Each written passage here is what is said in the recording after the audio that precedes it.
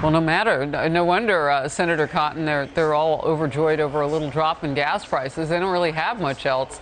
Senator Tom Cotton in Focus, Republican in Arkansas and member of the Armed Services and Intelligence Committees. Your reaction to it all? Well, Harris, remember, what's happening with gas prices and electricity prices, not an accident, it's not inadvertent. This is what Joe Biden and the Democrats wanted. He promised in the campaign that he would end America's use of fossil fuels. Barack Obama's energy secretary once said that gas needed to cost here what it costs in Europe, which is about $8 to $10 a gallon. This is a highly ideological war against American energy. And look what it's gotten us. The president has not just had to walk back his own past criticisms of Saudi Arabia, but try to get more oil from Iran and Venezuela. Well, you know, we have plenty of oil in Arkansas and Louisiana and Texas and North Dakota. We could produce enough oil and gas and coal here to be totally energy independent and to support our allies overseas. But Joe Biden and the Democratic Party continue to wage their ideological war against American industry. So what is it like on Capitol Hill, Senator? You know, I mean, Democrats are straight ahead looking at what looks like it's going to be a red wave. And they've got a president really in trouble on these issues. And each of your states, I mean, everybody feels the inflation and the pressure on energy. What's it like where you are?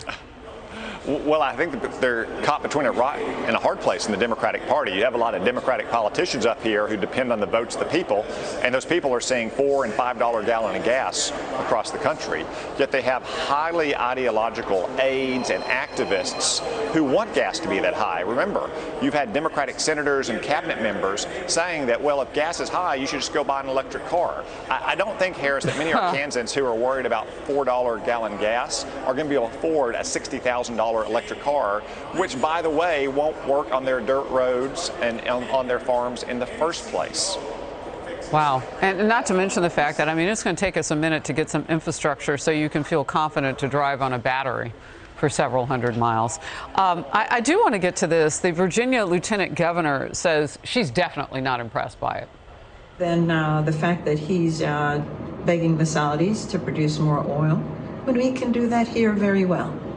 We were a net producer before you were president. We can be that again. It is your policies that have gotten us here. Inflation is not temporary, as you finally acknowledge. And stop gaslighting us. We know the truth. We're paying for it every day. Stop gaslighting us. Your quick reaction, then we'll move. Yeah, I mean, Harris, remember, we're still more than 1 million barrels a day below where we were in American oil production before the pandemic in 2019. Where did that oil go? It didn't just disappear. It's still sitting underneath the ground in the United States. We could be producing it. We could have gas prices under control, just like we could be producing more natural gas and more coal and more nuclear to bring down electricity prices for Americans as well. But the Democrats refuse to do so. That is so true. Where did it go? Because at least for 18 months of that, we were in a lockdown across this country. It's not like we were driving all of our oil away. Okay, we'll move to this. More Democrats coming out against their fellow party member, Senator Joe Manchin, after he blocked President Biden's climate agenda last week. Former Clinton Labor Secretary Robert Reich called for dramatic action. Here's what he wants. By kicking Manchin out of the party, Democrats could at least go into the midterms with a more realistic pitch. It looked like we had control of the Senate, but we didn't. Now that you know who the real Democrats are, give us the power and we'll get it done. That's all a quote. However, Senator Manchin, well, he's not backing down. So people that are criticizing me, my own colleagues, I understand that. I understand their aspirations. I understand where they're coming from.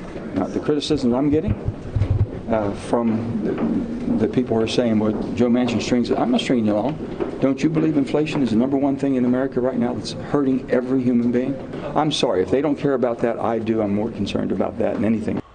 By the way, Senator, that was just in the last hour. What are they going to do? They've got Manchin problems again.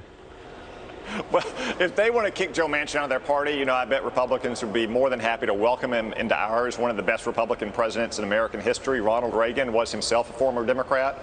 But at root, these people, these liberal activists, their main complaint isn't with Joe Manchin. It's with voters of West Virginia who depend on coal production.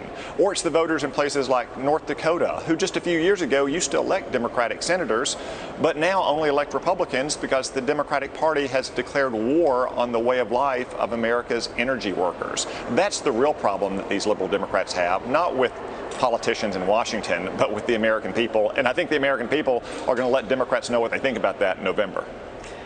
All right. Senator Tom Cotton, always great to have you in focus. Thank you. Thank you.